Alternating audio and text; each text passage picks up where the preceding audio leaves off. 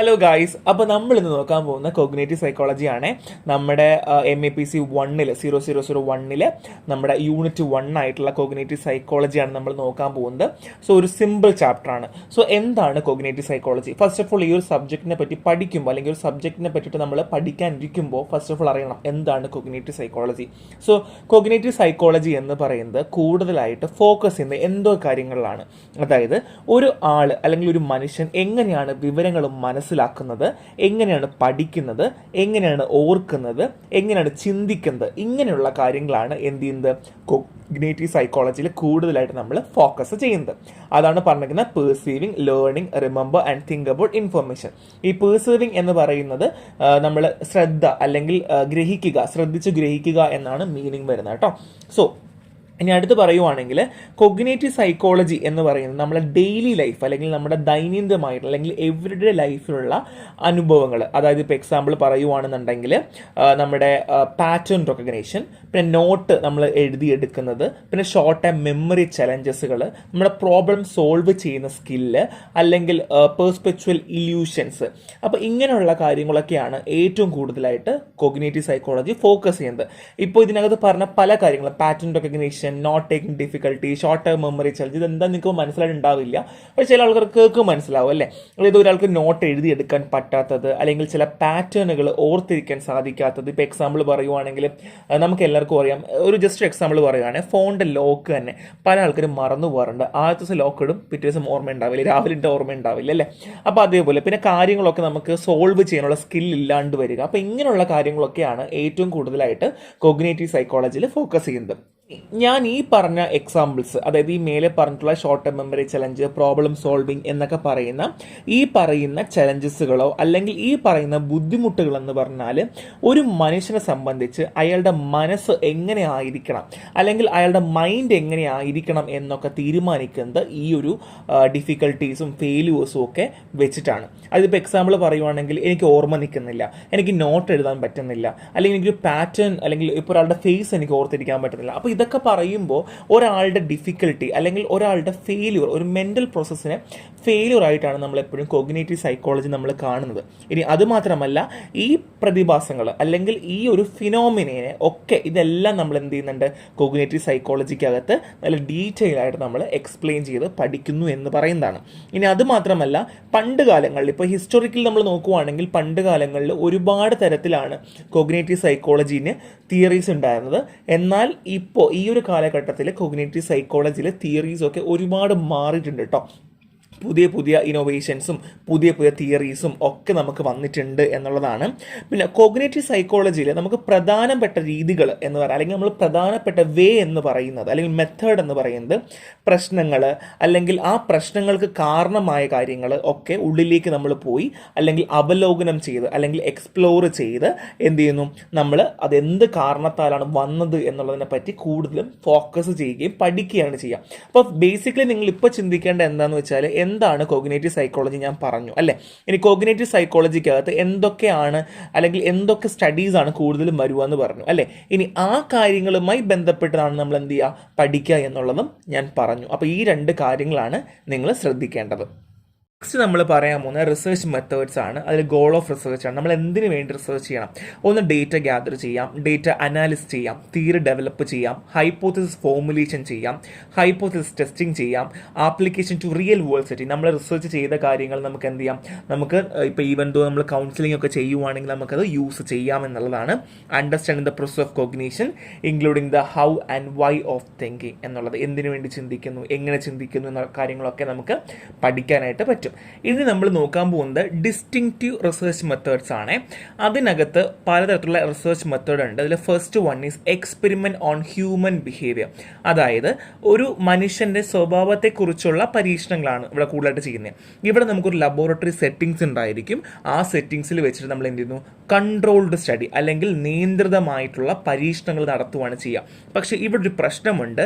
ഈ നിയന്ത്രിതമായതുകൊണ്ട് അല്ലെങ്കിൽ കൺട്രോൾഡ് ആയതുകൊണ്ട് തന്നെ അവിടെ കിട്ടുന്ന ഔട്ട്കം അല്ലെങ്കിൽ വേരിയബിൾ എന്ന് പറയുന്നത് വേണമെങ്കിൽ മാനിപ്പുലേഷൻ ഉണ്ടായിരിക്കാം, ഇല്ലെങ്കിൽ ആ എക്സ്പെരിമെൻറ്റുമായി ബന്ധപ്പെട്ടിരിക്കാം, ഡിപ്പെൻഡൻറ്റ് വേരിയബിൾ ആയിരിക്കാം. അതായത് ഇപ്പോൾ എന്തെങ്കിലും ഒരു കാരണത്താൽ ഇൻഫ്ലുവൻസ്ഡ് ആയിരിക്കാം, കൺട്രോൾഡ് അല്ലേ, ഒരു നാച്ചുറൽ സെറ്റിംഗ് അല്ല, നമ്മളൊരു പൊതുവായിട്ടുള്ള ഒരു സ്വാഭാവിക സെറ്റിങ്സിലല്ല, അല്ലെങ്കിൽ ഒരു സ്വാഭാവികമായിട്ടുള്ള ഒരു സജ്ജീകരണത്തിൽ നടത്തുന്ന കാര്യമല്ല, ഒരു കൺട്രോൾഡ് അല്ലെങ്കിൽ എന്താണ് ഒരു നിയന്ത്രിതമായിട്ടുള്ള പരീക്ഷണങ്ങളായതുകൊണ്ട് തന്നെ ഇവിടെ എന്ത് ചെയ്യാം, ഏതെങ്കിലും ഒരു കാരണം, ഒരു ഫാക്ടർ കാരണം ഇവിടെ കിട്ടുന്ന ഔട്ട്കം അല്ലെങ്കിൽ അവിടെ കിട്ടുന്ന വേരിയബിളിന് ഒരു ഡിപ്പെൻഡൻസി വന്നേക്കാം. അതുകൊണ്ട് തന്നെ ഇപ്പോൾ നമ്മൾ ബേസിക്കലി റാൻഡംലി സാമ്പിൾ എടുക്കുകയാണെങ്കിലോ അല്ലെങ്കിൽ നമ്മൾ ഈ ഒരു ഡിപ്പെൻഡൻസി ഒഴിവാക്കുകയാണ് എന്നുണ്ടെങ്കിൽ നമുക്ക് എന്ത് ചെയ്യാം, നമുക്ക് കിട്ടുന്ന ഒരു ഔട്ട്കം എന്ന് പറയുന്നത് നമുക്ക് വിശ്വസനീയമാക്കാം, അല്ലെങ്കിൽ നമുക്കത് ഓക്കെ ആണ് എന്ന് നമുക്ക് പറയാമെന്നുള്ളതാണ്. ഇനി നെക്സ്റ്റ് ഫിസിക്കോ ബയോളജിക്കൽ റിസർച്ച് ആണ്.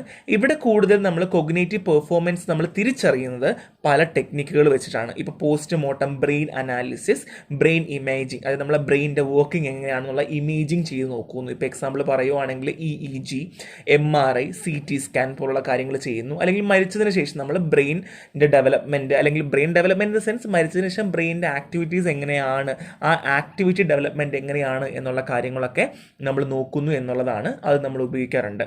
ഇനി അടുത്ത് self reporting, case study and naturalistic. ഇവിടെ എന്താണെന്ന് വെച്ചാൽ സെൽഫ് റിപ്പോർട്ടിംഗ്, ഇപ്പോൾ ഞാൻ തന്നെ എന്ത് ചെയ്യുന്നു, ഒരു രീതിയിലും ഡിപ്പെൻഡ് ആവാതെ, ഒരു രീതിയിലും ഇൻഫ്ലുവൻസ് ആവാതെ ഡേറ്റ് എന്ത് ചെയ്യുന്നു, ഞാൻ സ്വന്തമായി റിപ്പോർട്ട് ചെയ്യുന്നു. ഇനി കേസ് സ്റ്റഡീസ് ആണ്. ഓൾറെഡി നമുക്കുള്ളത് അല്ലെങ്കിൽ ഇൻഡെപ്ത് ആയിട്ട് ഓരോ ഇൻഡിവിജ്വലിനും നമ്മൾ എന്ത് ചെയ്യുന്നു, ഉള്ളിലേക്ക് പോയി നമ്മൾ പഠിക്കുന്ന കാര്യമാണ് കേസ് സ്റ്റഡി എന്ന് പറഞ്ഞാൽ. ഇപ്പോൾ ഓൾറെഡി എക്സിസ്റ്റിംഗ് ആയിട്ട് നടക്കുന്ന കാര്യങ്ങളോ അല്ലെങ്കിൽ ഒരാളെ പറ്റിയിട്ട് അധികമായിട്ട് അറിയണമെങ്കിൽ അയാളെ മാത്രം കോൺസെൻട്രേറ്റ് ചെയ്ത് പഠിക്കുന്നതാണ് കേസ് സ്റ്റഡി. ഇനി നാച്ചുറലിസ്റ്റിക് ആണ്. ഇവിടെ നമ്മൾ എന്താ വെച്ചാൽ നമ്മൾ നാച്ചുറലി, അതായത് നമ്മൾ ഇവിടെ വേറെ ഒന്നുമില്ല, നമ്മൾ ഒബ്സർവേഷൻ മാത്രമേ ഉള്ളൂ. നമ്മൾ എവരിഡേ ലൈഫിൽ ഒരാളുടെ കൊഗ്നേറ്റീവ് പെർഫോമൻസ് എങ്ങനെയാണ് എന്നുള്ളത് നമ്മൾ തിരിച്ചറിഞ്ഞ് നമ്മൾ പഠിക്കുകയാണ് ചെയ്യുക. Next one is computer stimulation and artificial intelligence ആണ്. ഇവിടെ എങ്ങനെയാണെന്ന് വെച്ചാൽ നമുക്ക് ഒരുപാട് മോഡൽ സെറ്റിങ്സ് അവൈലബിൾ ആണ്. സോ നമ്മൾ ആർട്ടിഫിഷ്യൽ ഇൻ്റലിജൻസോ അല്ലെങ്കിൽ കമ്പ്യൂട്ടർ സ്റ്റിമുലേഷൻ വെച്ചിട്ട് നമ്മൾ എന്ത് ചെയ്യുന്നു, ഈ കോഗ്നേറ്റീവ് പെർഫോമൻസ് നമ്മൾ പഠിക്കുന്നു അല്ലെങ്കിൽ നമ്മൾ തിരിച്ചറിയുന്നു എന്നുള്ളതാണ്. ഇത് വളരെ സിമ്പിളാണ്. സോ ഒന്ന് experiment on human behaviour, physico biological research, അവിടെ രണ്ടെണ്ണം ഉള്ളത്. First one is postmortem brain analysis and brain imaging, പിന്നെ ഉള്ളതാണ് self reporting, case study and naturalistic and computer stimulation and artificial intelligence എന്ന് പറഞ്ഞാൽ ഭയങ്കര സിമ്പിൾ ആയിട്ടുള്ള ഡിഫറെൻറ്റ് ടൈപ്പ് ഓഫ് റിസർച്ച് മെത്തേഡ്സുകളാണ്. നെക്സ്റ്റ് നമ്മൾ നോക്കാൻ പോകുന്ന ഡൊമെയിൻ ഓഫ് കൊഗ്നേറ്റീവ് സൈക്കോളജി ആണ്. മേഖലകൾ, കൊഗ്നേറ്റീവ് സൈക്കോളജിയുടെ മേഖലകളാണ് നോക്കാൻ പോകുന്നത്. അതിൽ first one is cognitive neuro science. പേര് പറയുന്ന പോലെ തന്നെ കൊഗ്നേറ്റീവ് സൈക്കോളജിയും ന്യൂറോ സയൻസിൻ്റെയും ഒരു ബന്ധമുണ്ട്, ഒരു ഇൻ്റർലിങ്കിങ് ഉണ്ട്. അതായത് കൊഗ്നേറ്റീവ് പ്രോസസ് നമുക്കറിയാം അല്ലേ, എന്താണ് പെർസെപ്ഷൻ ഞാൻ പറഞ്ഞു, പിന്നെ മെമ്മറി പറഞ്ഞു, അങ്ങനെയുള്ള കാര്യങ്ങളും അതിൻ്റെ കൂടുതൽ നമ്മുടെ ബ്രെയിനിൻ്റെ പ്രോസസ്സ്, ഇലക്ട്രോ കെമിക്കൽ പ്രോസസ്സുകൾ എങ്ങനെയാണ്. ഇപ്പോൾ എക്സാമ്പിൾ പറയുവാണെങ്കിൽ നമ്മുടെ തലച്ചോറിലെ ഇലക്ട്രിക് ക്രമീകരണങ്ങൾ എങ്ങനെയാണ്, അല്ലെങ്കിൽ ഇലക്ട്രിക് സ്റ്റിമുലേഷൻസുകൾ എങ്ങനെയാണ് എന്നുള്ളത്, അല്ലെങ്കിൽ സംവേദനം എങ്ങനെയാണ്, മെമ്മറി എങ്ങനെയാണ്, അല്ലെങ്കിൽ അതുമായിട്ട് എങ്ങനെ ബന്ധപ്പെട്ടിരിക്കുന്നു എന്നുള്ള കാര്യങ്ങളൊക്കെയാണ് ഇതിനകത്ത് കൂടുതലായിട്ട് നമ്മൾ പഠിക്കുന്നത്. നെക്സ്റ്റ് വൺ ഈസ് പെർസെപ്ഷൻ ആണ്. സോ പെർസെപ്ഷൻ എന്ന് പറഞ്ഞാൽ നമുക്ക് ഓൾറെഡി അറിയാം അല്ലേ, എന്തായിരുന്നു നമ്മൾ പെർസെപ്ഷൻ ഇവിടെ കോഗ്നിറ്റീവ് സൈക്കോളജിയിൽ എങ്ങനെ ഹെൽപ്പ് ചെയ്യുന്നു എന്ന് വെച്ചാൽ നമ്മൾ എങ്ങനെയാണ് ഒരു കാര്യം പഠിക്കുന്നത്, എങ്ങനെയാണ് ഒരു മനുഷ്യൻ അത് ശ്രദ്ധയിൽ വെക്കുന്നത്, എങ്ങനെയാണത് വ്യാഖ്യാനിക്കുന്നത്. അതായത് ഒരു മനുഷ്യൻ, ഇപ്പം ഞാൻ എങ്ങനെയാണ് ഈ ലോകത്തിനെ കാണുന്നത് എന്നുള്ള എൻ്റെ ഒരു ഉൾക്കാഴ്ച, അല്ലെങ്കിൽ എൻ്റെ ഉള്ളിലേക്ക് എങ്ങനെയാണ്, അല്ലെങ്കിൽ ഈ ലോകം ഞാൻ എങ്ങനെയാണ് കാണുന്നത്, ഒരാൾ ലോകം എങ്ങനെയാണ് വിലയിരുത്തുന്നത് എന്നുള്ള കാര്യങ്ങളാണ് കൂടുതലും പെർസെപ്ഷനകത്ത് പറയുന്നത്. ഇനി പാറ്റേൺ റെക്കഗ്നിഷൻ ആണ്. സോ പാറ്റേൺ റെക്കഗ്നിഷനകത്ത് നമ്മൾ പറയുന്നത് എങ്ങനെയാണ് സങ്കീർണമായിട്ടുള്ള അല്ലെങ്കിൽ കോംപ്ലക്സ് ആയിട്ടുള്ള അല്ലെങ്കിൽ ക്രൂഷ്യൽ ആയിട്ടുള്ള ടാസ്കുകൾ അല്ലെങ്കിൽ വിഷ്വൽ ഇൻഫോർമേഷൻസ് നമ്മൾ എങ്ങനെ മനസ്സിലാക്കുന്നു, അത് ഏത് രീതി നമ്മൾ യൂസ് ചെയ്യുന്നു എന്നുള്ള കാര്യങ്ങളൊക്കെയാണ് നമ്മൾ കൂടുതലും പാറ്റേൺ റെക്കഗ്നിഷൻ ചെയ്യുന്നത്. ഏറ്റവും കൂടുതൽ ഡിഫിക്കൽട്ടായിട്ടുള്ള അല്ലെങ്കിൽ ഏറ്റവും കൂടുതൽ നമുക്ക് മനസ്സിലാക്കാൻ പറ്റാത്ത കാര്യങ്ങൾ പോലും നമ്മൾ എങ്ങനെ അത് മനസ്സിലാക്കി എടുക്കുന്നു എന്നുള്ളതാണ്. ഇനി അറ്റൻഷനാണ്, ശ്രദ്ധ.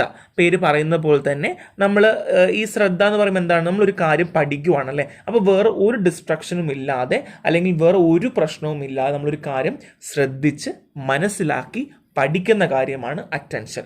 ഇനി നെക്സ്റ്റ് വൺ ഈസ് കോൺഷ്യസ്നെസ് ആണ്.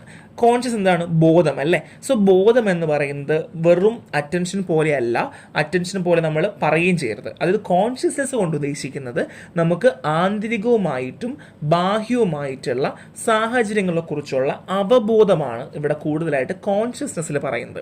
അതായത് എങ്ങനെയാണ് ഓരോ കാര്യങ്ങളും നമ്മൾ ഡീൽ ചെയ്യുന്നത്, അതായത് നമ്മൾ ഇന്റേണലും എക്സ്റ്റേണലുമായിട്ടുള്ള ആ ഒരു സർക്കിംസ്റ്റാൻസിൽ അല്ല ആ ഒരു അവയർനെസ്സിൽ നമ്മൾ എങ്ങനെ ഡീൽ ചെയ്യുന്നു എന്നുള്ളതാണ്. ഇനി മെമ്മറിയാണ്. മെമ്മറി നമുക്ക് അറിയാം എന്താണ്? ഓർമ്മയല്ലേ? സോ ഇവിടെ ദീർഘകാല മെമ്മറി, ലോങ് ടേം മെമ്മറി എങ്ങനെ, ഷോർട്ട് ടേം മെമ്മറി എങ്ങനെ, അല്ലെങ്കിൽ എങ്ങനെയാണ് ഇൻഫോർമേഷൻസ് നമ്മൾ തിരിച്ച് ഓർത്തെടുക്കുന്ന അങ്ങനെയുള്ള കാര്യങ്ങളാണ് മെമ്മറിയിൽ പറയുന്നത്. ഇനി next one is representation of knowledge ആണ്, അറിവിൻ്റെ പ്രാതിനിധ്യം. അതായത് നമ്മൾ ഒരു കാര്യത്തിനെ പറ്റിയിട്ട് അല്ലെങ്കിൽ നമ്മളൊരു നോളജ് ഉള്ള സമയത്ത് അത് നമ്മൾ എക്സ്പ്രസ് ചെയ്യുന്ന സമയത്ത് നമ്മുടെ ബ്രെയിൻ എങ്ങനെയാണ് അതിനോട് വർക്ക് ചെയ്യുന്നത്, അല്ലെങ്കിൽ അതുമായിട്ട് എങ്ങനെ കോറിലേറ്റ് ചെയ്ത് വർക്ക് ചെയ്യുന്നു എന്നുള്ളതിനെ പറ്റിയുള്ള ഒരു കോൺസെപ്റ്റും അല്ലെങ്കിൽ അതുമായിട്ടുള്ള സ്റ്റഡീസാണ് കൂടുതലും റെപ്രസെൻറ്റേഷൻ ഓഫ് നോളജിൽ വരുന്നത്. ഇനി ഇമാജറി ആണ്. സോ ഇവിടെ എങ്ങനെയാണെന്ന് വെച്ചാൽ കൊഗ്നേറ്റീവ് മാപ്പിംഗ്, അല്ലെങ്കിൽ എന്താണ് പെർസെപ്ഷൻ, എന്താണ് മെമ്മറി, അതും ഈ മെൻ്റൽ റെപ്രസെൻറ്റേഷനുമായിട്ട് എന്തെങ്കിലും ബന്ധമുണ്ടോ, ഇങ്ങനെയുള്ള കാര്യങ്ങളാണ് കൂടുതലും ഇമാജറി പഠിക്കുന്നത്. ഇനി ലാംഗ്വേജ് ആണ്.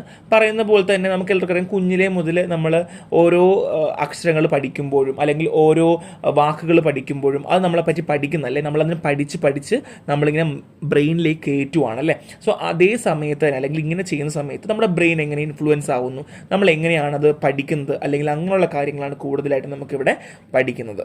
Next one is representation of knowledge ആണ്, അറിവിൻ്റെ പ്രാതിനിധ്യം.